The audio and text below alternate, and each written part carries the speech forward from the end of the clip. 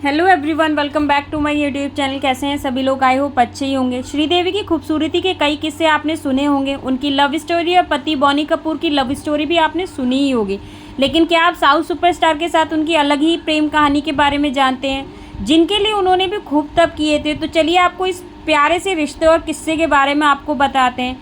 ये सुपरस्टार रजनीकांत हैं। रजनीकांत और श्रीदेवी ने साथ में कई फिल्मों में काम किया और दोनों की दोस्ती और ऑन स्क्रीन केमिस्ट्री किसी से छिपी भी नहीं थी।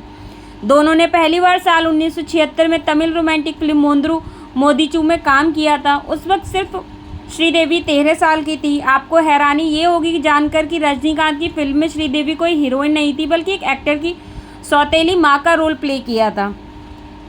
आगे चलकर दोनों ने साथ में 19 फिल्में में किए। हिंदी, तमिल, तेलुगु, कन्नड़ से लेकर हिंदी तक में काम भी किया है। कहते हैं कि काम के साथ रजनीकांत को श्रीदेवी से प्यार होने लगा था। इतना ही नहीं, रजनीकांत श्रीदेवी की फैमिली से बहुत क्लोज भी थे। एक बार तो रजनीकांत ने अपनी चाहत को कबूल करना भी चाहा था। वह 16 साल की श्रीदेवी से शादी करना चाहते थे। एक बार वे श्रीदेवी को प्रपोज भी करने वाले थे। उनकी माँ से भी रिश्ते के बारे में बात करने वाले थे, लेकिन फिर कुछ ऐसा हुआ कि बात कभी आगे ही नहीं बढ़ सकी। फिल्म मेकर के बालाचंदर को दिए इंटरव्यू में रजनीकांत ने खुलासा किया था कि उनके दिल में श्रीदेवी के लिए बहुत प्यार था।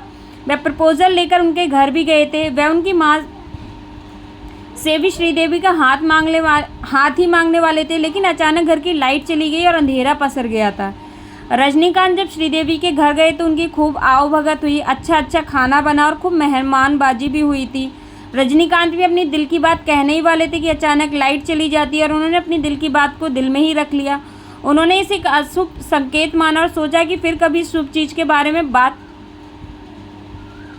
करेंगे, मगर उस दिन के बाद वो दिन कभी नहीं आया। रजनीकांत श्रीदेवी से कुछ ऐसा कह पाते। आगे चलकर श्रीदेवी ने साल 1996 में बॉनी कपूर से शादी कर ली थी।